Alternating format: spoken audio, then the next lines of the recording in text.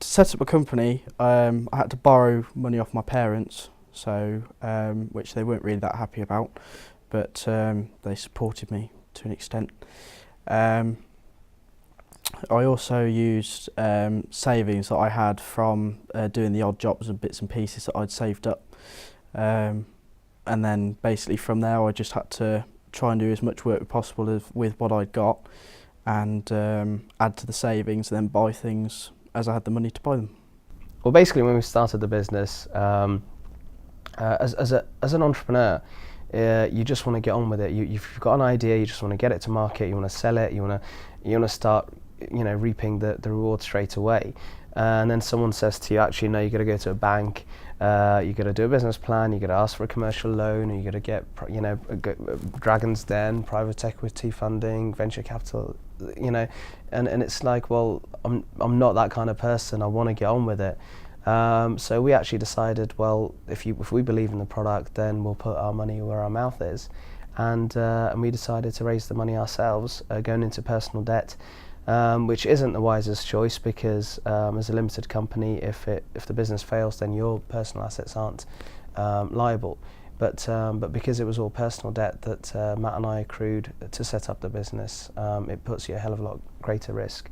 But touch wood, the product did well, and we were able to pay everything off, and right now the business doesn't have any debts whatsoever. The financial setup of the business was a loan from my mum, which was great. The initial saving that she'd made to send me to uni was then put towards this business, because I decided not to go to university and do this instead. So it's an interest-free loan that I can pay back when I'm ready to.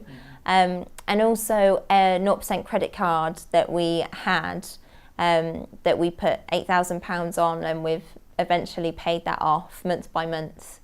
That was one of my mum's credit cards as well, that she trusted me to pay off. So it's all been help from family, really. I first approached my local council, and they put me in touch with the Prince's Trust. I'd heard of the Prince's Trust before, but I didn't know what it is that they sort of consisted of. So I went along, and it started with an initial meeting. I had to build up a business plan, and at the end you had to take it to sort of a panel, kind of like Dragon's Den, but it was a lot friendlier, and just kind of pitch your idea, really. I was awarded with a £2,500 loan. It's a really kind of low interest loan, so it really helps you when you are setting up in business. And I had to use the £2,500 really carefully. I had to buy materials and premises and just general business literature, just to get it all started from there.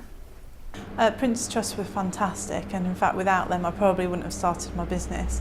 They were really helpful in the beginning when I just didn't have the confidence to start the business, and gave me a real kind of boost, and said, you've got to do this. So they also helped me obviously with the loan. I had a £3,000 loan, and they found me a mentor as well, who helped me with all the bookkeeping and financial side of it that I had no idea about before starting the business. Well, I found Speed really useful because of the financial support and the lectures in accounting and company formation. It was also useful being able to talk to other students who were in the same position that I was. I found access to finance was particularly limited. I mean, I couldn't even open a business bank account as I was under the age of 18. We had to raise £800,000 in less than a year to place a farm to community ownership, and we did that by setting up an industrial and providence society, and within that we were able to sell shares, which were non-profit making. We sold them at £50 each. People could buy as many shares as they wanted, but only ever entitles them to one vote, so it stays completely democratic. And we then just publicised it and told everybody we possibly could about it, tried to involve people in the farm, and people then from right across the country and even the world purchased those shares and are now our new landlords. Well, in the last few weeks of the campaign, we'd raised about £500,000 from the share scheme, which was amazing, but we still had about £300,000 left to raise, and we only had a few weeks left to do it. we initially went back to all our supporters and said, please would you give us an interest-free loan for 5 years to help us make the deadline, which we had a fantastic response from. And the rest of it was made up from a £100,000 loan from Triodos Bank. And they're an ethical bank, and not like your normal high street banks where you have to tick boxes and it's a yes or no whether you get the money or not. Do you fit into their criteria? Triodos are different. You know, they look at the actual business, they look at the ethics of the business, which is very important to them. And if it's in line with their aims and objectives, and if it looks like you've got a good business model, then they're more likely to give you a loan. And they did, which was fantastic because we then met our deadline.